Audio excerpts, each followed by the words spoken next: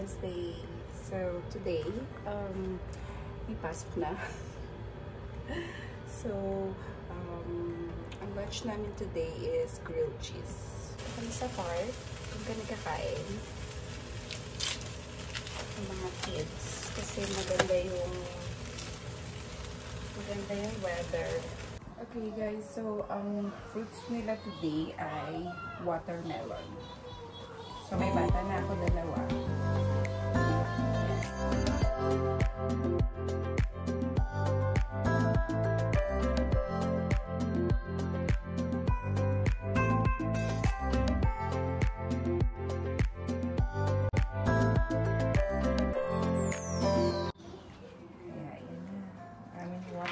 Yan dami dito. Hindi nila yan kayang ubusin. Kaya lahati lang. Yan. Lagay natin sa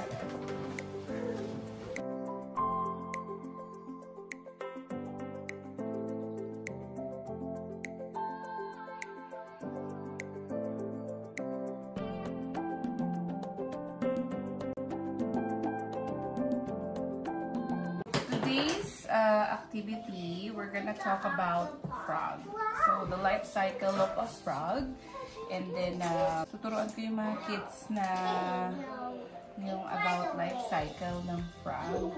And then, after the small discussion, we're gonna practice yung life cycle ng frog. Hanapin nila yung kung saan yung which one will go first. Is it the mother? And then next is the egg. Like the egg.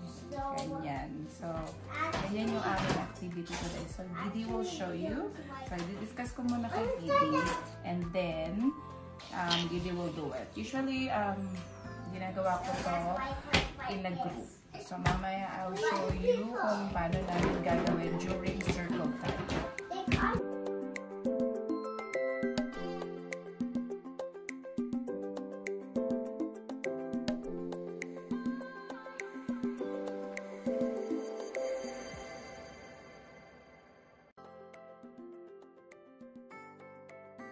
Okay, mommy go. Mommy go. First. Let the froglet. The frog go first. The frog. There. And then mommy will have what? An egg. Say egg. Egg. Egg. Mommy will have egg here. Egg here. And then it becomes a tadpole. A tadpole means no legs yet, right? No legs. Thirdy, stay over there with my friend. Just wait for me, okay? I'm coming with you guys.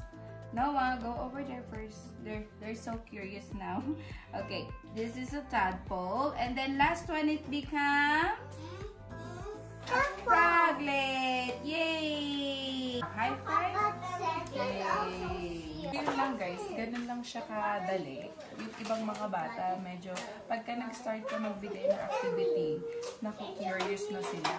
I'll show you later yung how I do my circle time with it. So, see you guys in a bit. About what? Frog! Okay, let's see. Let's see. Okay, this one is a red-eyed tree frog. So there's a lot of different kinds of frog. So this one, it has a red-eyed tree frog. Next is a glass frog. Amazon milk frog. Ooh, Amazon milk frog.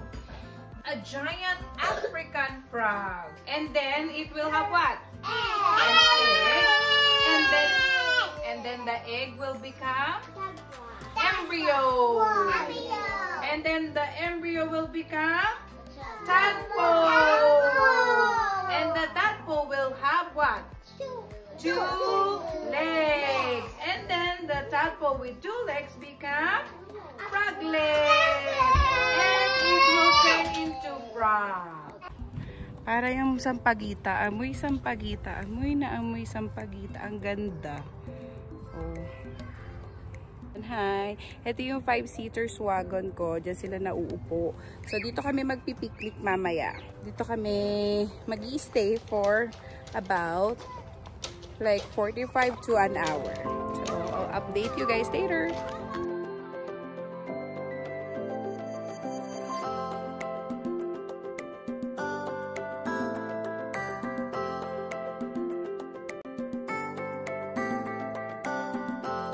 Yan si Kuya. Yung pala yung park, guys. So, pwede ko na i-video kasi walang mga bata na nandito sila lahat.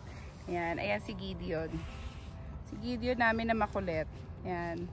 And si Kuya. Yan yung park namin dito. Ganyan yung park dito. Yan. Okay, magpe-prepare na tayo ng lunch nila, guys.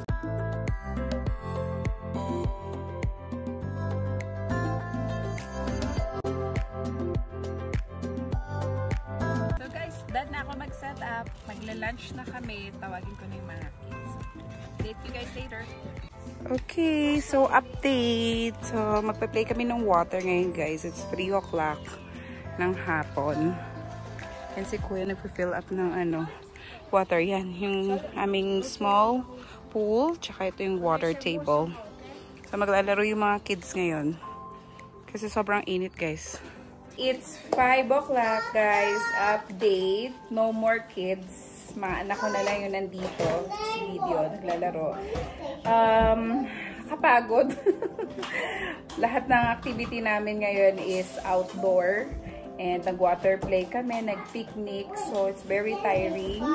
But, it's a very fulfilling day for me. So, see you guys tomorrow. Thank you for watching. Bye!